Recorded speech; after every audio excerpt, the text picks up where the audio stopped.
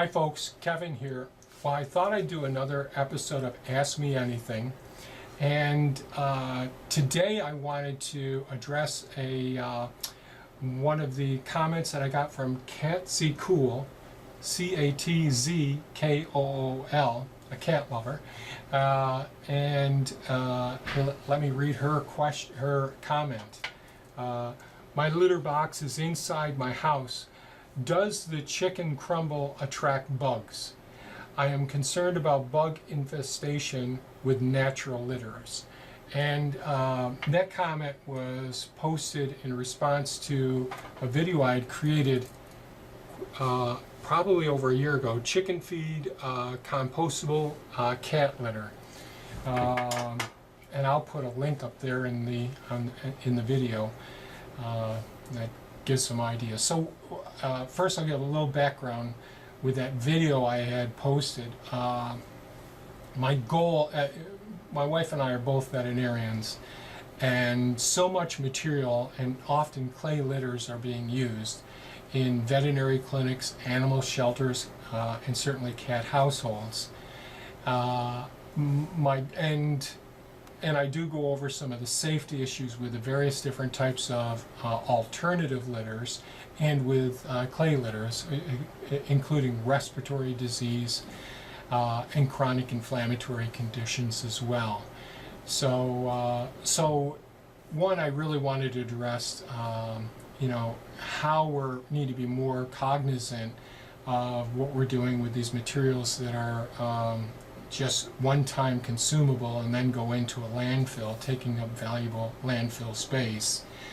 And certainly wanted to think about, geez, could we use alternative litters that could really benefit our environments? Actually, look, instead of looking at it as waste, as being an actual asset.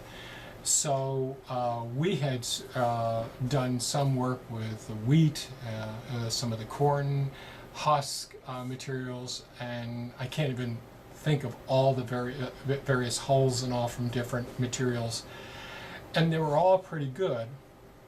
However, we decided to take some of the chicken crumbles, and chicken crumbles are really just pelleted chicken feed that's crumbled up.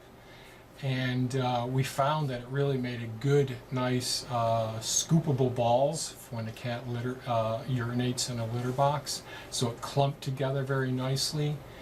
And we use 5-gallon buckets that have the screw-type tops. So I don't know that I did a great job in that presentation. I sort of did it quickly, and maybe I need to reintroduce it. I'd really like to see this take off where people in shelters and puppy care, kitty care facilities, and certainly veterinary clinics could find people who would be looking for these sorts of materials. So with Catzkool, when she asks, does this attract bugs? Well, it depends on how it's being managed, and yes. So the only bug, which is larvae, it's from flies getting into the areas, into the litter, and depositing their eggs, and there's maggots in there, which chickens love. They'll go right after that. So and we do composting with it, and in some of the composting videos, so you go back to some of the composting series, and I'll do more composting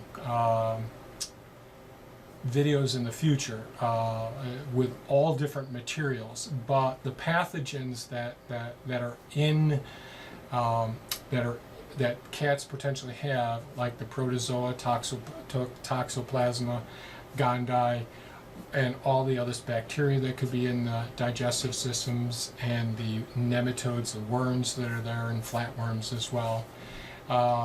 So all of those things can be dealt with appropriate composting techniques, and it can be soil that can be used in your garden. Even human manure can be used in the garden if it's composted correctly. And that's some of the video series, really trying to get through some of those aspects of some of the challenges people still have with these myths that it's going to be dangerous if you're doing it's not dangerous if you're doing composting correctly. So, but that isn't what Catzkool actually asked about. Does it attract bugs? I haven't seen that issue with bugs. I'm assuming you're talking about cockroaches or whatever. We don't live in a part of the country where there are cockroaches and all. I would say it's worth giving it a try and seeing what's there. It can really stink because of in the urine. There's urease producing bacteria that break down urea and make this ammonia smell. And or if you've got it sealed off in a bucket like we do and there isn't good airflow, the microorganisms that are there are going to go anaerobic and give you that ammonia smell as well. So it can be really unpleasant to smell. So we have it in the buckets, but then it goes right into the compost pile.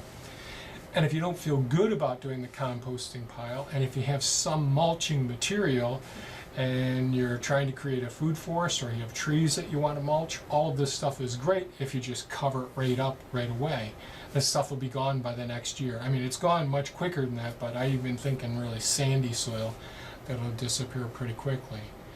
So I haven't experienced any bug problems, any insect problems at all with composting this. But again, I'm actively composting aerobic decomposition of these materials, and it gets mixed in with a whole variety of other materials. If you think to yourself, geez, there's no way I don't have access to trees or mulching material that I can cover things around, I don't have the time, the energy, or the other materials to do composting, this is where reaching out to the community can really be beneficial potentially, by finding people who are gardeners, looking for people who are permaculturists, people that really see the potential that this waste product is as a resource and not a form of waste. So, and when you're first doing this sort of thing, we have to be ready to do, look at it and be willing to fail a little bit. In other words, find out, okay, the way we're doing it, it is stinking, or it is bringing in bugs. Maybe I need to bring in some 1/8 inch hardware cloth, or I need to cover it up every single time that I use it. Do I need to be using tarps on the surface with slatted wood on the sides? Really depends.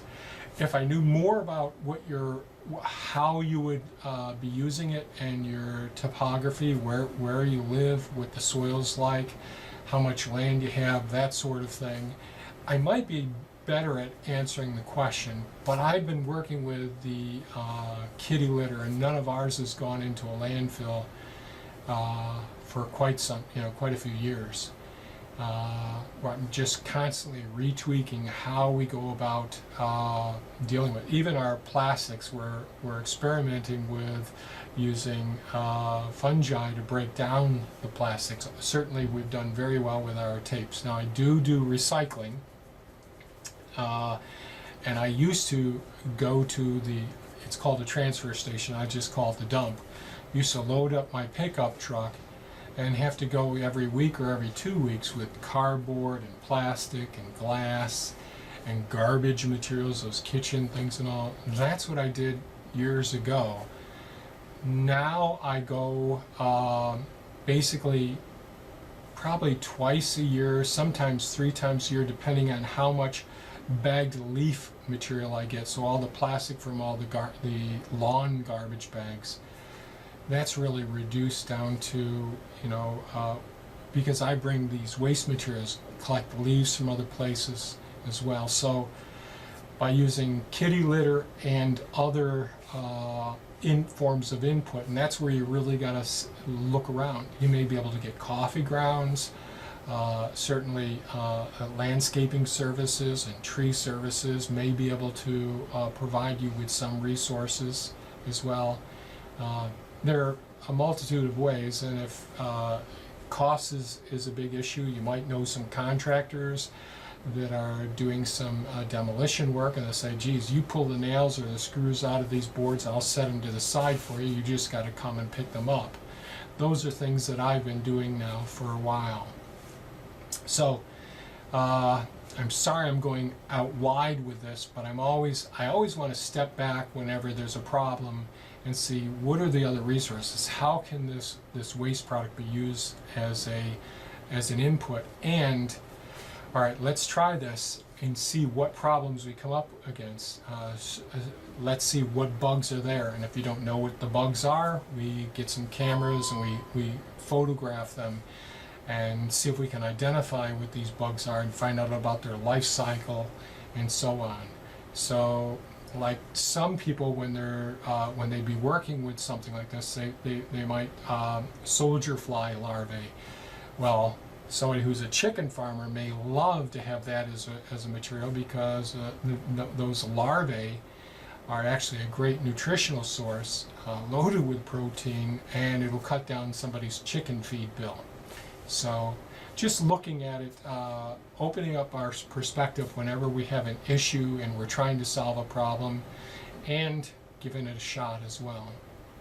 So I hope that's been a fairly reasonable response. I apologize for it taking me so long to get back to you on with these comments and questions. Any of you that I haven't responded to your comments or questions, please hit me up again. I'll try to be a little bit better, at least during the winter months and spring. I know I get really crazy as the summer gets going and fall happens, and I just don't have a good system to deal with this. I just actually broke my my camera just, I tried doing this a couple of times, and my cell phone camera just couldn't do the recording, so I got my old camera out. So thanks so much for watching, folks. I really appreciate it. Please give us a thumbs up if you think this was of value. Leave comments, interact with me, and ask questions. How well are the videos addressing your ideas, your needs? Have you gone through some of the other videos that I posted? Are they of value, the topics that are there?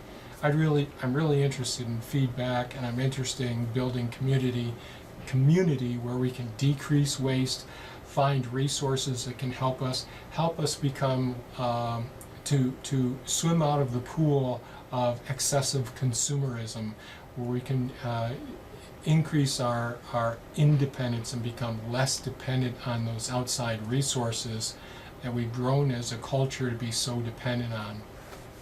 So again, thanks for watching. Give this a thumbs up if you think it was valuable. Thanks so much, and have a great day. Bye-bye now.